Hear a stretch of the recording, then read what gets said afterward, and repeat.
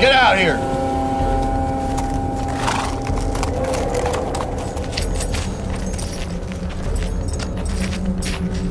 I've been tracking you for months. What are you chasing me for? My job is to kill you. You ready to die?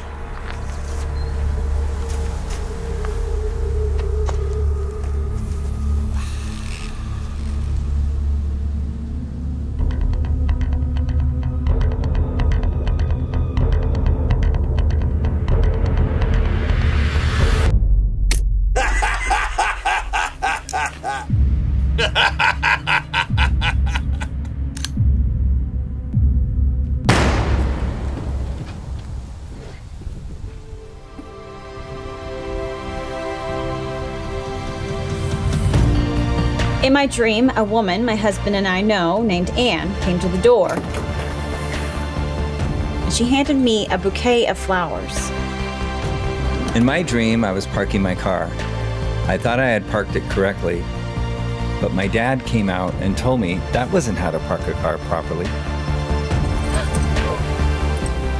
In my dream, my dog came up to me and jumped in my lap, and he seemed really scared. But I didn't know what to do for him, so I just held him.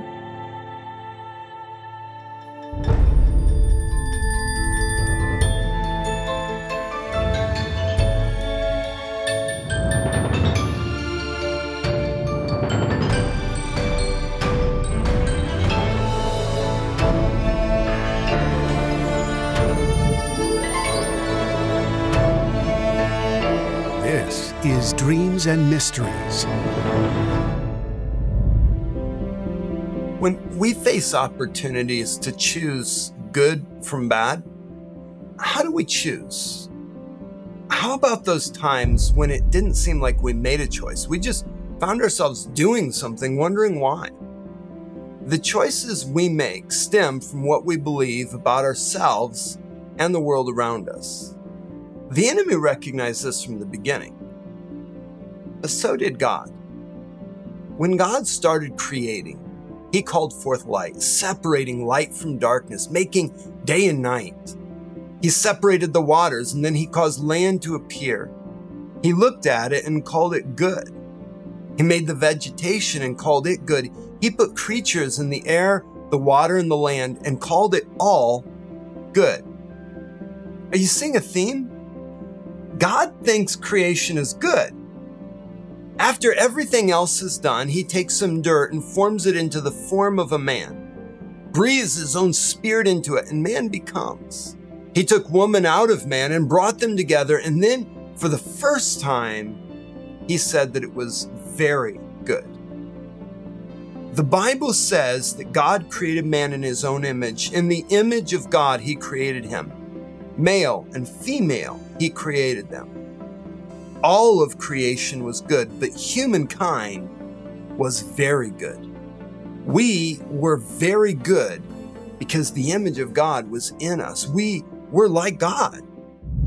In the book of Ecclesiastes, chapter 3, he starts off this prophetic calendar by saying this: "To everything there is a season and a time to every purpose under the heavens." You know, there are 4 ideas that we're actually mapping out here. One is times and seasons, and the next part of that is timing and purpose. Did you know it's a really big curse to be out of timing? Deuteronomy chapter 28, Moses describes the out of timing curse like this. He says, "And your life shall hang in doubt before you, and you shall fear day and night, and have no assurance of life. And in the morning you shall say, oh, I wish it was evening. And in the evening you shall say, oh, I wish it was morning." You know, he's saying, you're always out of sync and your timing is off whenever you're not letting God be God. And when your timing is off, you're at the wrong place at the wrong time, and then all the wrong things tend to happen. You know, when you're out of sync, you're always fighting the wrong battles and you're always standing up on the wrong battlegrounds. You know, we substitute religion for relationship within those places. And then anytime that we embrace religion, it always has us fight for things that no longer matter. You know, the kingdom's answer to the curse of bad timing is to partner with God through something that He calls times and seasons. This great mystery of God's love is so amazing because once you start to understand that God has this incredible plan for you, this incredible purpose of connecting to you. And it's not just for here, but for all eternity. You start to become something inside. You start to see yourself after a different light, or see yourself in a different way. Through reading the Bible and through prayer and communing with God this way, you start to get revelation about who God is, revelation about who you are. And you're not limited anymore to what the world around you tells you you're limited to. You start to become something different. And when you treat the world around you this way, they start to become something different. They start to actually change with the value of your love, just as we change with the value of God's love. There's this place inside all of us that we were made for, where Jesus was given this inheritance. And the inheritance was humanity. And the Father gave him a destiny. He has a destiny, a calling, and a purpose, and it was for us, and that we are the joy set before him. And when we understand that, we start to look at humanity around us differently, because it is God's very desire to restore all humanity to himself. And we have this incredible opportunity to be restored to full value, to be restored to full purpose, to be restored to full understanding. And identity is such a huge thing. As we develop relationship with God and revelation about that relationship, we get our identity set. The whole point of creation was so that the Son could have a bride.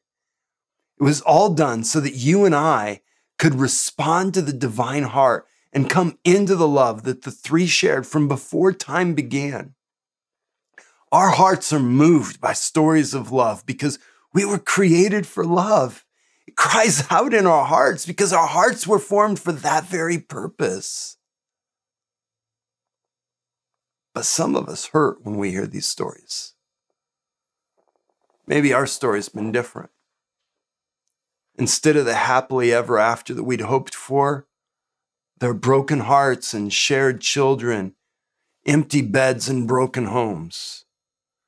When we tried to trust, that trust was betrayed, and we've learned to hide our hearts from any desire for love. Love is like a rose. It's pretty and all, but you got to watch out for the thorns.